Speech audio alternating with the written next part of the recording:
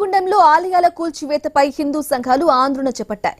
గోదావరి ఖని పట్టణంలోని పోచమ్మ ఆలయం వద్ద పెద్ద ఎత్తున సమావేశం నిర్వహించి అమ్మవారికి పూజలు చేశారు. అధికారులు పాలకుల తీరును వ్యతిరేకిస్తూ పట్టణంలో భారీ ర్యాలీ నిర్వహించారు.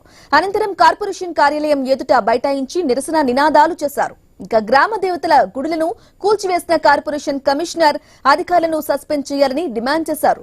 బాధితులైన ఎమ్మెల్యే రాజ్ ఠాకూర్ మఖాన్ సింగ్ క్షమాపణ చెప్పారని నిరసన నినాదాలు చేశారు. ఇక గుడులను కూల్చివేయడంలో ప్రదేశంలోనే తిరిగి నిర్మించాలని అన్నారు. ప్రమాదాలు జరుగుతాయని చెప్పి మాట్లాడుతున్నారు కదా, ప్రమాదాలు జరుగుడు కాదు. ఎక్కడైతే ప్రమాదాలు జరుగుతాయో అక్కడ మైసమ్మ తల్లి వెలుస్తుంది, అక్కడ అందరినీ కాపాడుతుంది తల్లి. బుద్ధున్నోడి వల్ల మాట్లాడే ముందు ఒకసారి ఆలోచన చేయాలి. నేను చెప్తా ఉన్నాను, ఇక్కడ ఈ గుళ్ళకి ఎవరైతే కూల్చివేతలకి కారణమైనటువంటి, ఇక్కడ ఎవరైతే కూల్చివేసిండ్రో దీనికి ఇక్కడ ఉన్నటువంటి ఎమ్మెల్యే బాధ్యత, నైతిక బాధ్యత వహిస్తూ వెంటనే రాజీనామా చేయాలని చెప్పి సందర్భంగా నేను డిమాండ్ చేస్తా ఉన్నాను.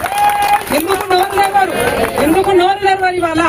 ఏదన్నా చిన్న జరుగుతూనే వచ్చాడా రకరకాల ఎక్స్పోజులు ఇచ్చుకుంటారు కదా, మరి ఇలా 50-60 గుళ్ళు ఇవాళ కూల్చివేస్తే ఎందుకు నోరు మెదపరు?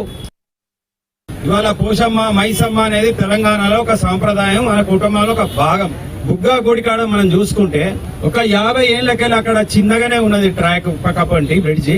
అక్కడ అనేక మంది సంఘటనలు జరిగి ప్రాణాలు కోల్పోతా ఉంటే ఇక్కడ ఉన్నటువంటి ఎవరో ఒకరు పెద్దలు అక్కడ దారి మైసమ్మని పెట్టుకొని పూజించుకొని ఈ ప్రభుత్వం కాపాడతలేదు కానీ మీరైనా కాపాడాలి అని చెప్పి దేవుణ్ణి పెట్టుకొని అక్కడ పూజించుకుంటే అనేక సంఘటనలు తప్పిపోతున్నాయి. దాన్ని అదే విధంగా తెలంగాణ ప్రాంతం అంతా కూడా ఎక్కడ పోయినా దారి మైసమ్మ గుళ్ళు ఉంటాయి. దారి మైసమ్మ, దాని పేరే దారి మైసమ్మ. కాబట్టి అసంటి గుళ్ళని కూల్చాలని ఏ విధంగా అనిపించింది?